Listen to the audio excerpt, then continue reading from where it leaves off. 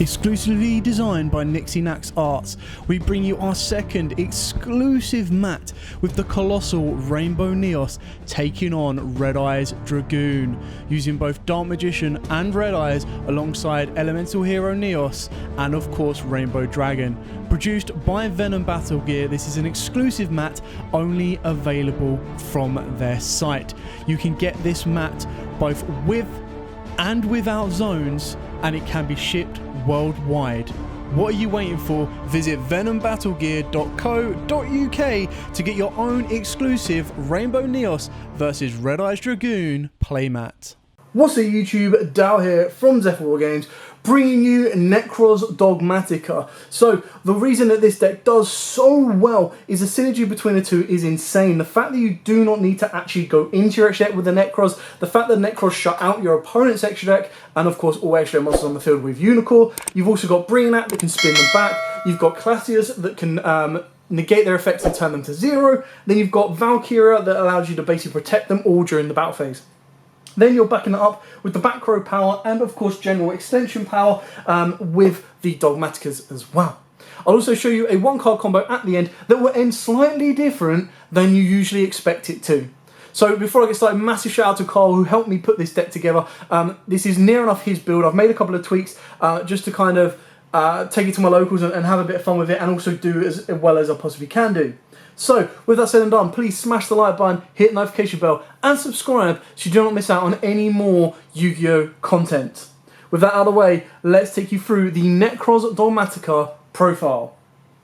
So we start off with triple Necroz YUGIOH. Welcome back, buddy. I know the ban list was a while ago that he came back to free, but it's so nice to have this card at free because what it allows you to do is it allows you to be a bit more lucid with the way you use his effect, and actually means his secondary effect is going to become a lot more relevant, and you do actually use it a couple of times just to add you that extra layer of protection. Then of course we've got triple Necroz of Brianak. The fact that you just ditch this, go into ideally 9 out of 10, you're going to go into your class. And then your class is going to get you into your ritual spell, setting up the graveyard, and then off you go from there. And this is part of the combo that I will show you at the end. It just makes it so much more consistent and powerful. We've then got double Necroz of Valkyries. Now, you're not going to summon him. It's very rare you're going to use his draw effect. 9 out of 10, you're going to be using the battle ending effect. So if your opponent does start ruling you, or if your opponent does try and turn off your board or plays through your board, you still have the ability to go, cool, Valkyries, and it's very hard for them to try and stop it. We then got the one Necroz of Trishula, searchable, clearing off your opponent's board. The biggest issue with this is your opponent has to have a card in the hand, in the grave, and on the field for you to activate and resolve, but it can also be a battle trap negator in the sense that it can stop it being targeted, which is very, very important sometimes as well. Especially if they just want to imperm your YUGIOH, you can then just go nope and protect it. We've got the one Benten, of course, loops you into the Christia lock. Then the combo that allows this deck, or the engine that allows this deck to be as competitive as possible right now, and that is the Despot engine. So triple Despot 3 and double Despot 1. I'm so happy these survived the list, or at least Despot 1 survived the list. And what this actually does is this gives you the ability to either go in this particular version that Carl's built, which is the Synchro climb, double negates, and lockout board, or it allows you to go into like a draw 10. It's crazy what you can kind of do, and I'll show you that at the combo in the end. Double effect Veiler. In this particular version, this is one of the big differences, is you actually need this in order to make your Ultimate Sulking, and then the idea behind this is it also is acting as a hand trap, so it does give you double utilities. The only time it sucks is if you go to make your combo but you've opened up both of them. But then like I said, it's still a hand trap, it still does you, helps you out, and it obviously you can replace it with an imperm if you want to go with the XYZ draw power. Then for the other ones, we've got the one Archer Christia, the one Shurit strategy of the Necroz, and the one Mecha Phantom Beast Cult Wing. Now it's very important on Cult Wing, and again I'll show you during the combo, because it is a when effect, you do have to be careful with what you are doing, and make sure that you don't lock its effect out, because you do need to make sure that you get the effect going. You've also got your Archer Christia. No much more needs to be said about this. Your end board is ideally going to be an Omni Negate, a Monster Negate, plus a... if you open up the Dogmatika engine, even further than that, plus at least a Christia. And you still have the way to go into something like a YUGIOH as well, if you want to shut out your opponent's extra deck monsters. Then the Dogmatika engine, we've got triple Ecclesia and double Philelius. Now, you can play the one Maximus if you want. I never really found myself desperate in need of it during testing, but I can fully understand why it goes in there. It's just more so on what your locals are playing, if your locals are prepared for Dogmaticas, and just how you want to play around with it. Moving on to spells, we've got triple Nadir Servant, you know, is what it is, so good. So good.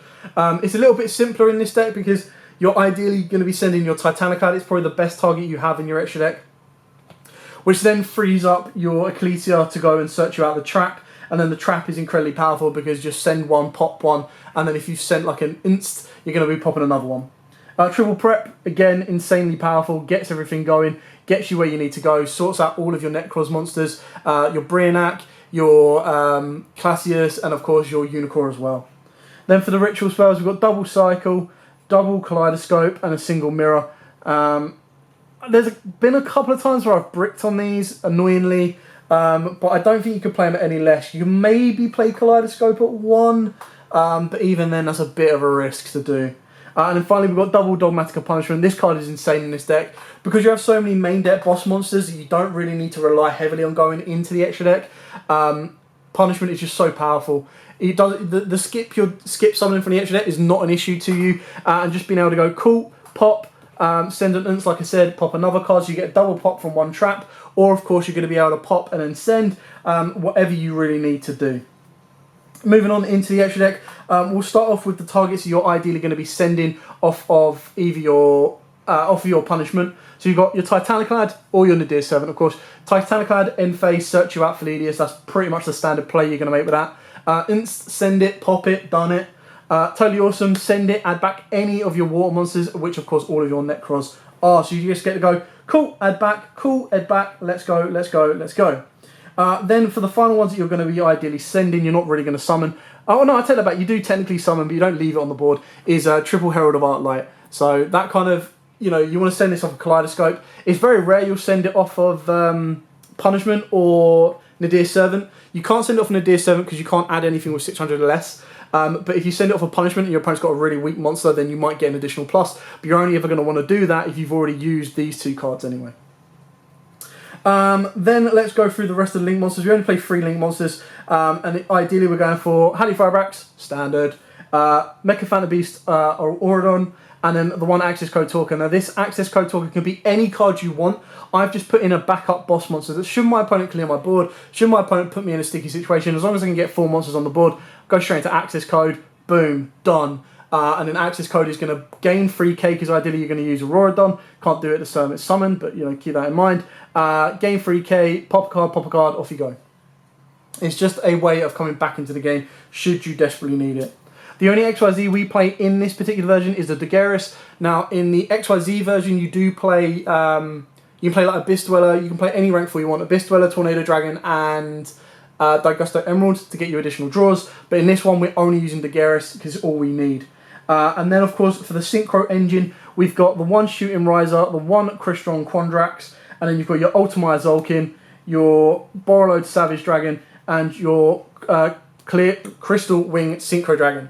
So the idea is that your end board is going to be these two, plus a Sulkin in defense, plus of course a Mecha Phantom Beast Auradon, and an Archlord Christia, not to mention if you get anything else you can kind of drop on the board to help protect you, or anything else that you can help to extend your board as well. Now in the XYZ version, the engine that is exchangeable, that you change up a little bit, is Crystal Wing, Sulkin, Super Quandrax, and Shooting Riser. So these become Abyss Dweller, or any generic rank 4 you want, a Daigusto Emerald, and then you've got the Elder Entity, I can't remember his second name, but the Elder Entity, that if it uses XYZ summon, you draw a card.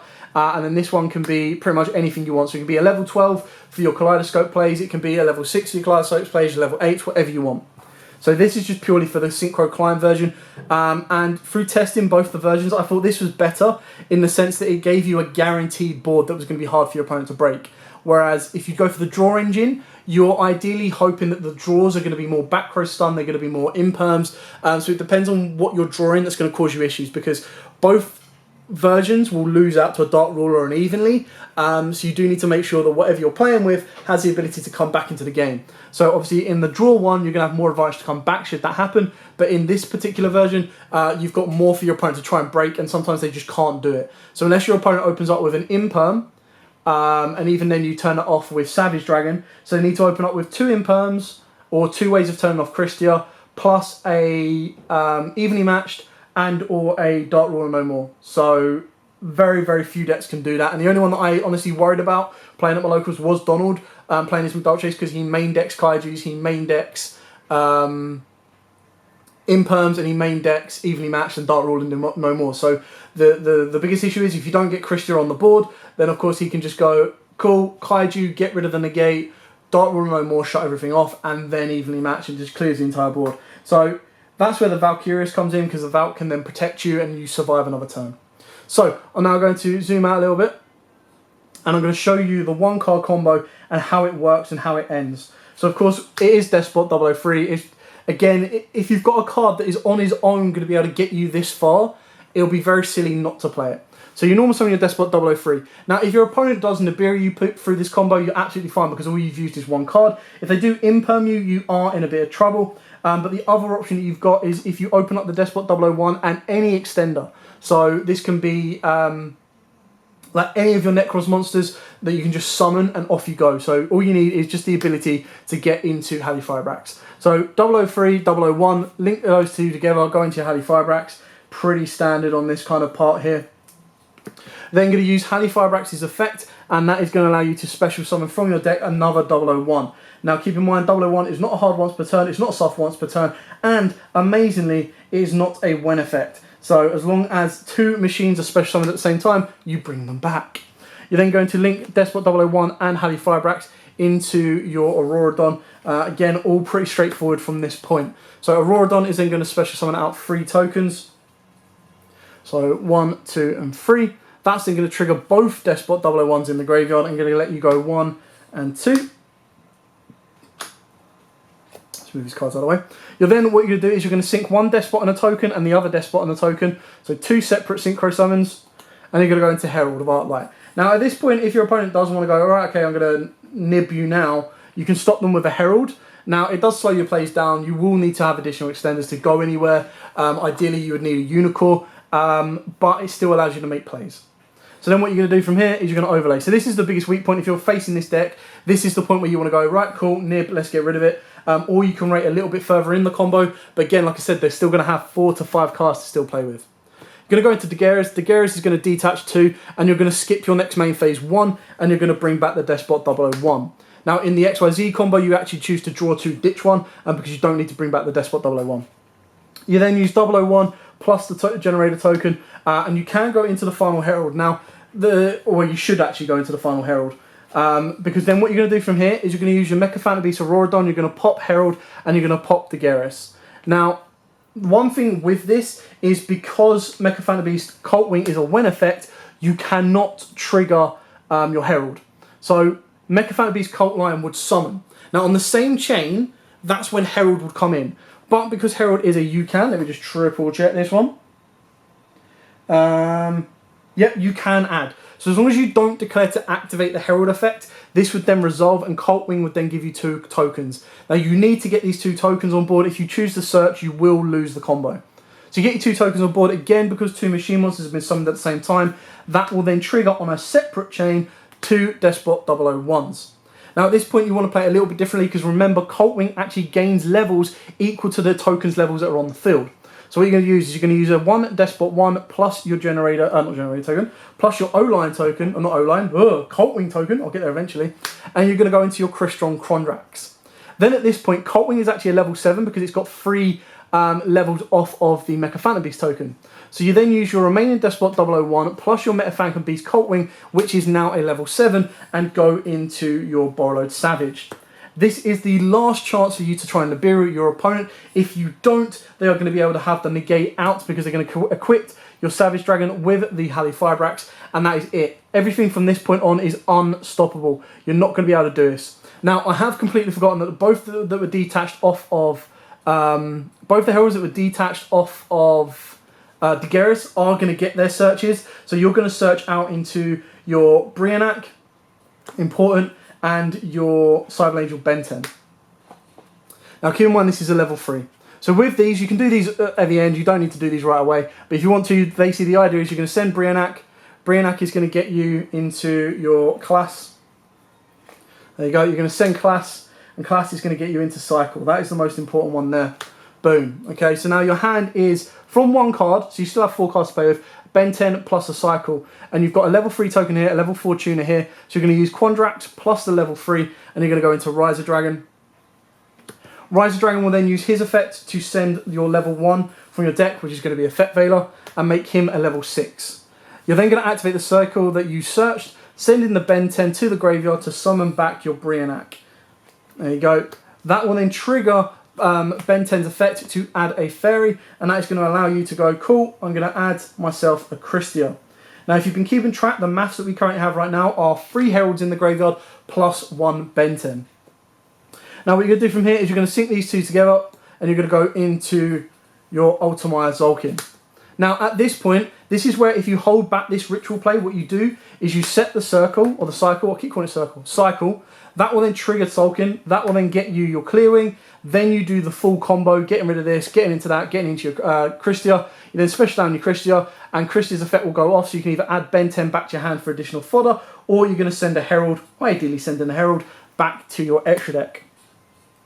Your board then ends like this. So your board, you've still got a 2100 token that can pop its, a 2100 Auroradon that can pop itself to pop a card. You've got an Omni Negate off of Savage Dragon, you've got a Monster Effect Negation off of Crystal, and you've got a full neither player can special summon with Christia. Not to mention, you'll still have 4 cards in your hand as well, plus the one that you've added back if you chose to add back Ben 10 or Herald back to the extra deck. So you still have 4 cards to play. If at any point prior to the Christia coming down you have the Dogmatika engine, that's when you can then go off further. That's where you then send Titaniclad, that's when you'll then make Ecclesia, that's where Ecclesia will then get you Punishment. Punishment will then be set. You then make the Christia, and then if your opponent does clear the board, does stop the board, you'll still have a Philidius that can come down to negate something once a monster is removed.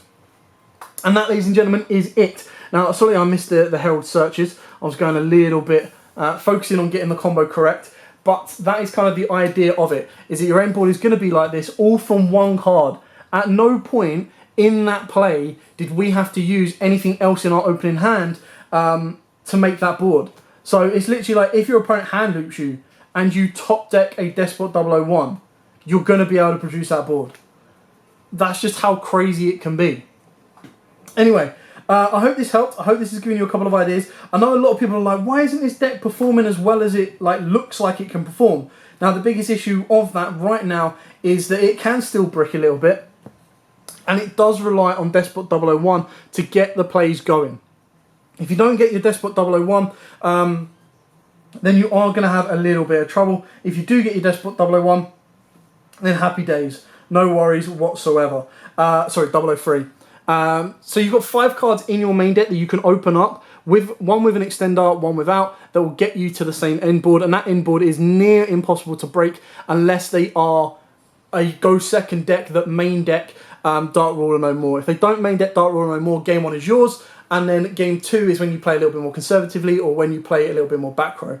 This deck can, of course, go second, doing the exact same combo. You're ending on your Savage Dragon. You've got a pop off of the Auroradon as well. Not to mention, you also have the ability to kind of go that little bit further as well. Anyway, thank you so much for watching. Don't forget to like, comment, subscribe, share. Till next time, guys, as absolutely always, happy dueling. Exclusively designed by Necroz Arts, we bring you our second exclusive mat with the colossal Rainbow Neos taking on Red Eyes Dragoon, using both Dark Magician and Red Eyes alongside Elemental Hero Neos and of course Rainbow Dragon. Produced by Venom Battle Gear, this is an exclusive mat only available from their site. You can get this mat both with and without zones, and it can be shipped worldwide. What are you waiting for? Visit venombattlegear.co.uk to get your own exclusive Rainbow Neos versus Red Eyes Dragoon playmat.